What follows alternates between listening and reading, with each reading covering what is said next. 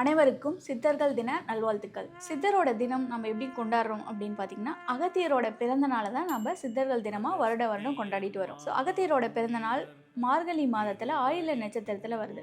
So ஆயில்ய நட்சத்திரம் இந்த வருடம் எந்த நாளில் வருதுன்னு பார்த்தீங்கன்னா, ஜனவரி 6ஆம் தேதி வந்து சித்த மருத்துவ தினமாக நம்ம கொண்டாட போகிறோம். ஸோ அகத்தியர் உங்களுக்கே தெரியும், சித்தர்கள்லேயே ரொம்ப முதன்மையானவர். 18 சித்தர்களில் தலைச்சிறந்த ஒரு சித்தர் அப்படின்னு சொல்லலாம். நம்ம நாட்டில் பல்லாயிரக்கணக்கான சித்தர்கள் வாழ்ந்திருக்காங்க. இருந்தாலும் நம்ம நம்ம வந்து அகத்தியருக்கு எதுக்கு இவ்வளோ முக்கியத்துவம் கொடுக்குறோம் அப்படின்னு பார்த்தீங்கன்னா, அகத்தியர் அப்படிங்க நேரடியாக முருகனிடம் வந்து நமக்கு சித்த மருத்துவத்தை ஞானத்தை பெற்றவர் அப்படிங்கிற ஒரு செய்தி இருக்குது.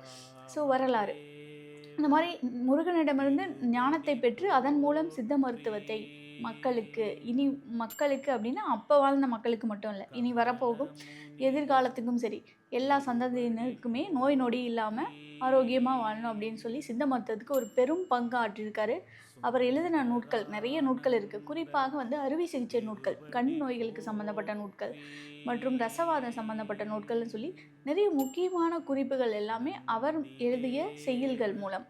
அவர் எழுதிய செயல்கள்னா அந்த காலத்தில் வந்து எழுத முடியாது, ஓலைச்சுவடிகள் மூலமாகவும் குருகுல கல்விகள் மூலமாகவும் வந்துட்டு வந்தது தான். ஸோ அந்த மாதிரியான குறிப்புகளில் தான் நாம் இன்றைக்கி சித்த மருத்துவமாகவே வந்து பாட புத்தகங்களில் கொண்டு வந்து படித்து நம்ம ப்ராக்டிஸும் பண்ணிகிட்ருக்கோம். ஸோ அவங்களுக்கு நம்ம மரியாதை செலுத்தும் விதமாக இந்த சித்த மருத்துவ தினத்தையும் ஒவ்வொரு வருடமும் வந்து செலிப்ரேட் பண்ணிகிட்ருக்கோம். சித்த மருத்துவர்களுக்கும் மக்களுக்கும் சித்த மருத்துவ தின நல்வாழ்த்துக்கள். ஆதிகத்தில் ஹெல்த் கேர் சார்பாக அனைவருக்கும் மீண்டும் ஒரு முறை சித்த மருத்துவ தின நல்வாழ்த்துக்கள்.